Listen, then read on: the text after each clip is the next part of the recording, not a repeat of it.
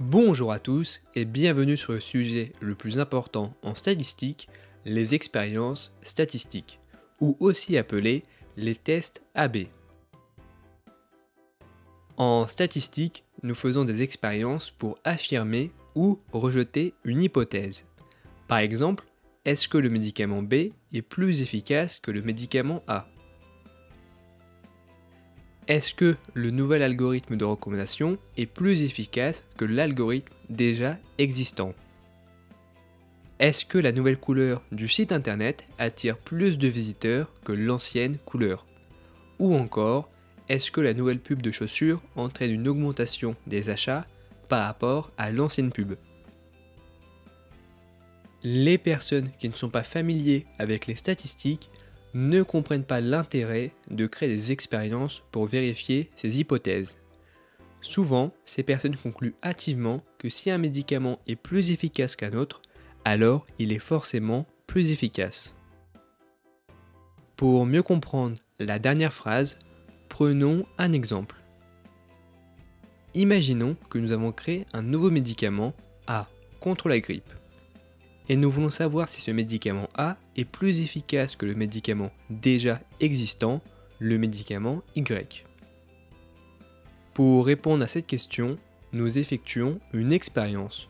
Nous prenons un échantillon aléatoire simple de 100 personnes qui souffrent de la grippe. Nous séparons le groupe en deux, un groupe pour le médicament A et un autre groupe pour le médicament Y. Après la prise du médicament A, 50% ne souffrent plus de la grippe, tandis qu'avec le médicament Y, 48% ne souffrent plus de la grippe. Pour beaucoup de personnes, cela est suffisant pour conclure que le médicament A est plus efficace que le médicament Y. Mais pour nous, non. Non, car nous avons pris des échantillons, et avec un échantillon, il y a de la variabilité au sein de l'échantillon, que nous pouvons mesurer avec l'écart type, mais il y a aussi de la variabilité entre les échantillons, que nous pouvons mesurer avec l'erreur type. Prenons un autre échantillon, nous aurons sûrement un résultat différent, peut-être 47% au lieu de 50%. Le but de créer une expérience pour affirmer ou rejeter une hypothèse est de savoir si la différence entre deux médicaments, deux algorithmes ou encore entre deux pubs est due au hasard ou bien au traitement. Car si la différence est due au hasard, alors nous n'avons aucune preuve que le médicament A est supérieur au médicament Y. Mais si la différence n'est pas due au hasard et si l'expérience est bien créée, alors nous avons une preuve que le médicament A est supérieur au médicament Y. Ces expériences sont le fondement des statistiques inférentielles et ils sont partout, que ce soit en recherche ou en entreprise. Pour récapituler, comment fonctionne une expérience en statistique? Nous partons toujours d'une hypothèse. Par exemple, le médicament A est plus efficace que le médicament Y. Dès que nous avons l'hypothèse, nous créons l'architecture de l'expérience. Nous prenons un échantillon, nous récoltons les données sur l'échantillon, analysons les données et concluons sur la population. Et c'est pour cette raison que nous parlons d'inférence, car l'expérience est effectuée sur des échantillons et nous inférons le résultat sur la population. L'expérience statistique la plus connue et la plus utilisée est le test AB ou l'expérience AB. Les expériences AB sont des expériences entre deux groupes, dont le but est de savoir quel traitement, algorithme ou encore publicité est supérieur.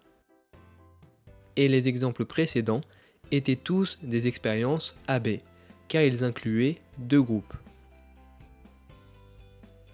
Dans un test AB, un groupe est exposé au traitement standard ou à l'absence de traitement.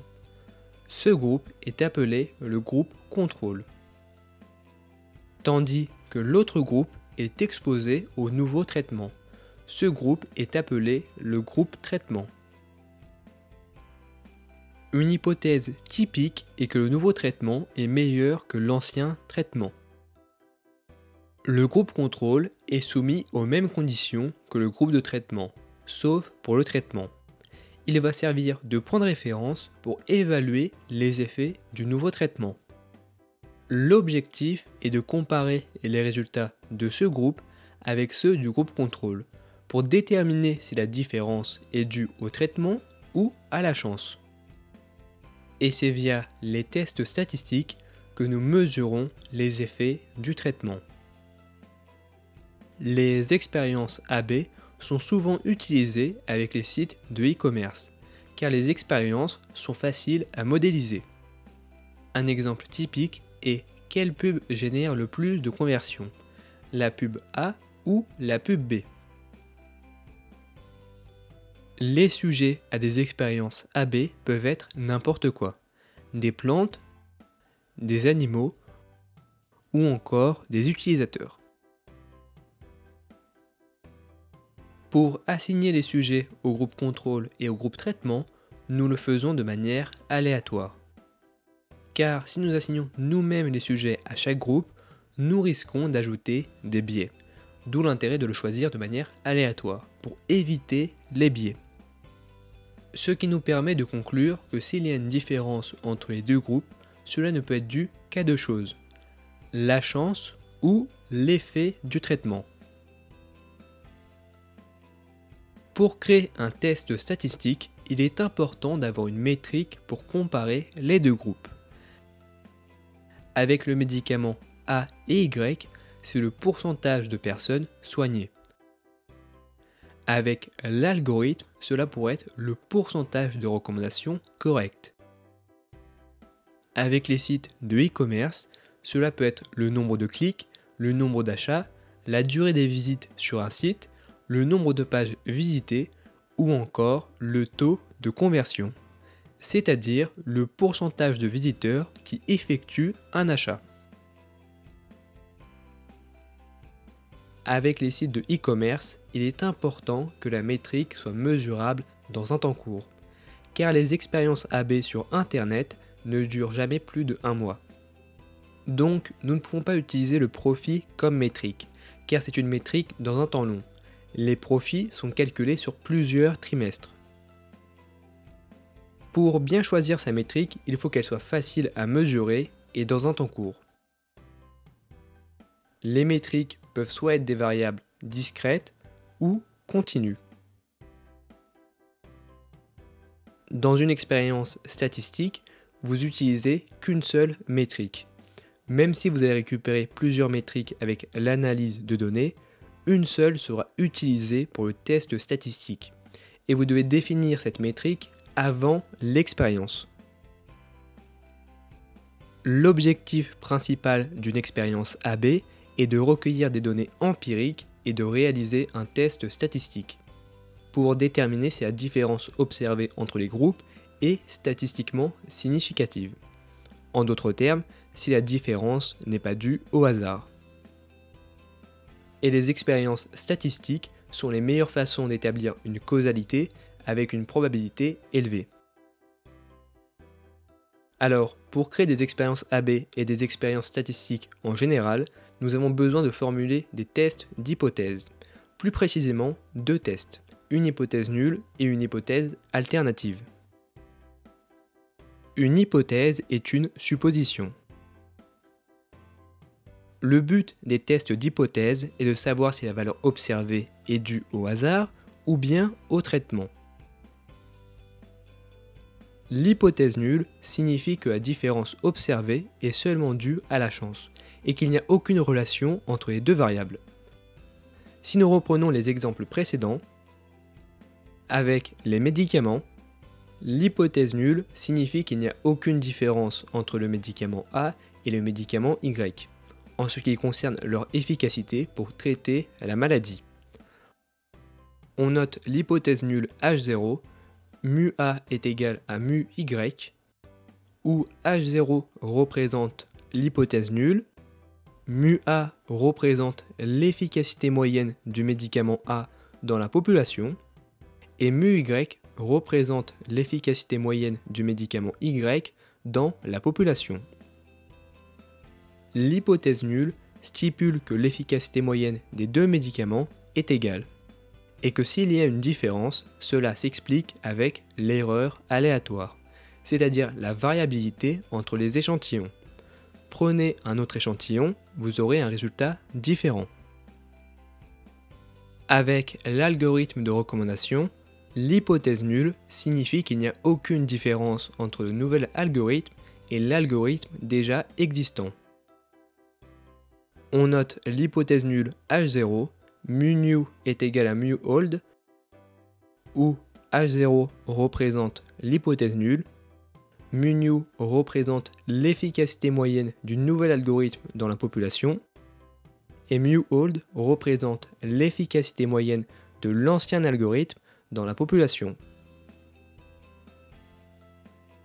L'hypothèse nulle stipule que l'efficacité moyenne des deux médicaments est égale.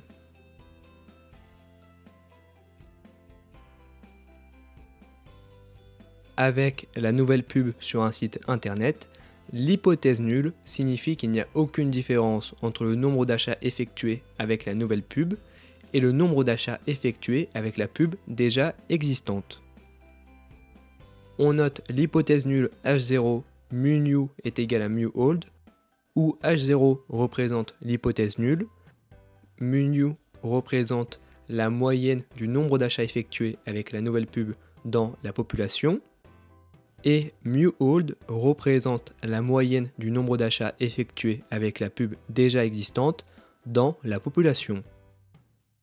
L'hypothèse nulle stipule que les moyennes du nombre d'achats des deux pubs sont égales.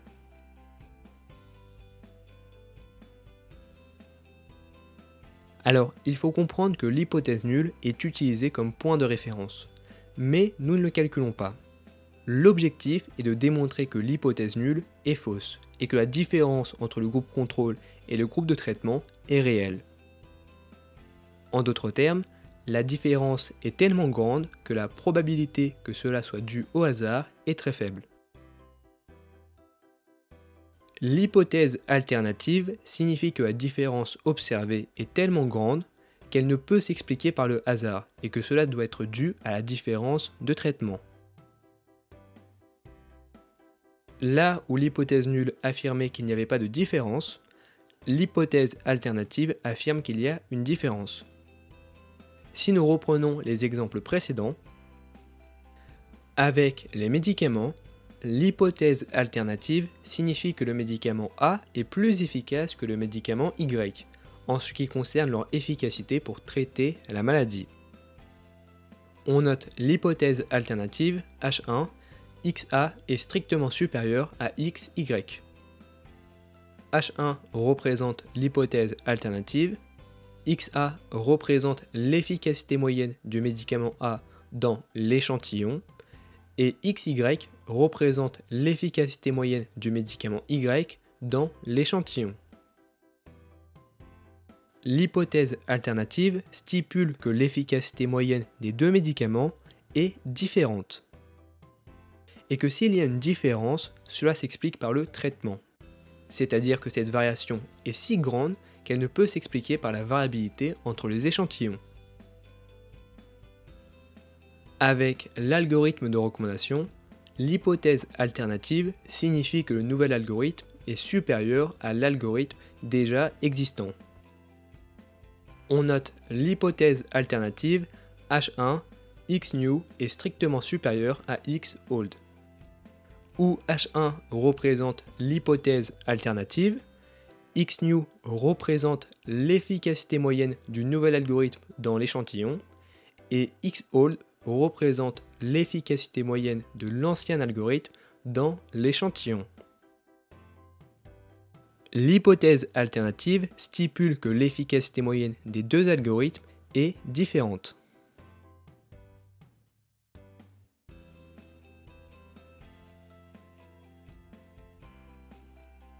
Avec les publicités, l'hypothèse alternative signifie que le nombre d'achats effectués avec la nouvelle publicité est strictement supérieur au nombre d'achats effectués avec la publicité déjà existante.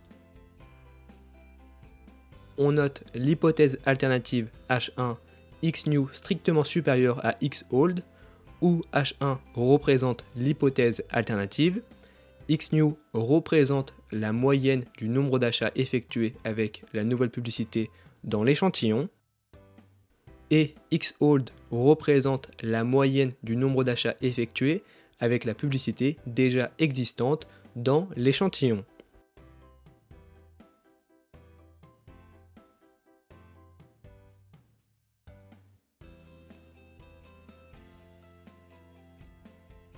Alors attention, car j'ai effectué des petites erreurs avec mes tests d'hypothèse. Si nous prenons en compte l'hypothèse nulle et l'hypothèse alternative, nous devons prendre en compte toutes les possibilités. Si nous voulons tester qu'un nouveau traitement est supérieur à l'ancien traitement ou à l'absence de traitement, il faut signifier que le nouveau traitement est égal ou inférieur au traitement déjà existant. C'est-à-dire, si nous reprenons l'exemple avec les médicaments, l'hypothèse nulle signifie qu'il n'y a aucune différence entre le médicament A et le médicament Y. Mais il faut prendre en compte toutes les possibilités, y compris l'idée qu'il n'y ait aucune différence ou même que le médicament A soit moins efficace que le médicament Y. Donc on note l'hypothèse nulle H0, mu A est inférieur à mu Y. Et on note toujours l'hypothèse alternative H1, XA est strictement supérieur à XY. Les deux hypothèses combinées couvrent bien toutes les possibilités. Comme vous pouvez le constater, l'hypothèse alternative est une inégalité. Et il existe deux types d'inégalités.